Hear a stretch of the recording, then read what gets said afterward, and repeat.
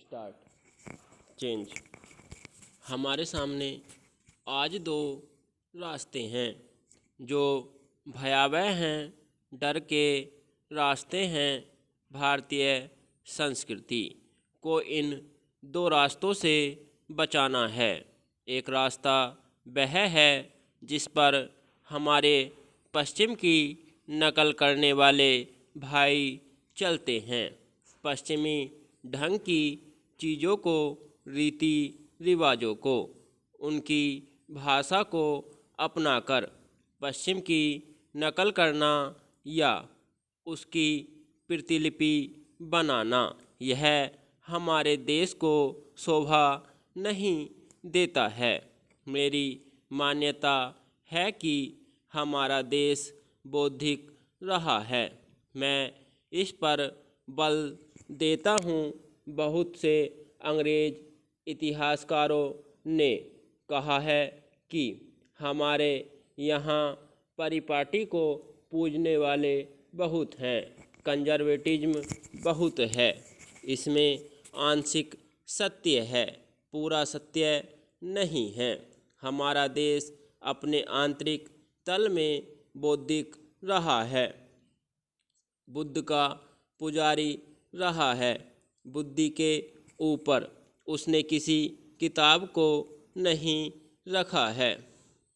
यो बुद्धे परतस्तु सह, बुद्धि के ऊपर केवल ईश्वर को माना है।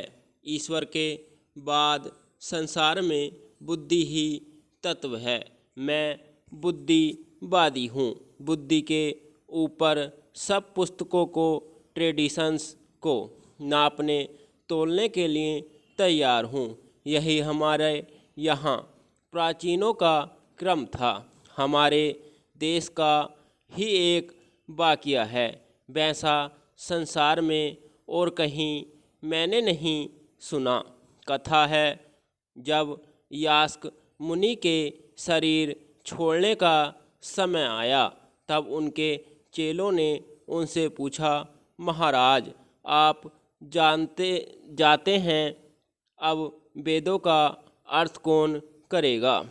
ध्यान रखिए, वेदों का यास्क मुनि निरुक्त के कर्ता हैं।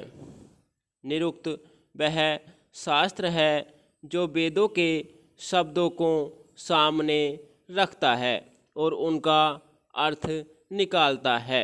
यास्क ने जवाब दिया, तर्कों व ऋषिरुक्त। यह वाक्य था कि तर्क ही ऋषि है। तर्क का मतलब बुद्धि, क्योंकि तर्क का सहारा तो बुद्धि के बिना बढ़ता नहीं। बुद्धि को ही ऋषि बनाना, यह वाक्य हमारे देश की पुरानी परिपाटी को बताता है। हमारा देश बुद्धिवादी रहा है, परिपाटियों का दास नहीं। परिपाटियाँ अवश्य बनती हैं, किस देश में नहीं है?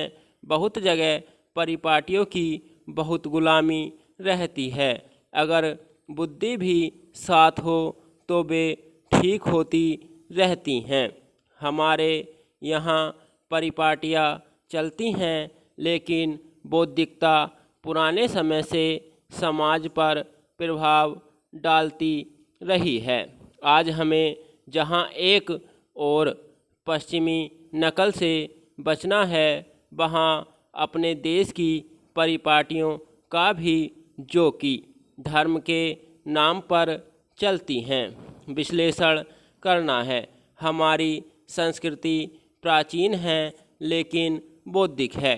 हमारी प्राचीन मर्यादा के अनुसार सत्य और तप भारतीय संस्कृति के मुख्य अंश हैं। जहाँ सत्य और तप नहीं है, वहाँ भारतीय संस्कृति का नहीं है।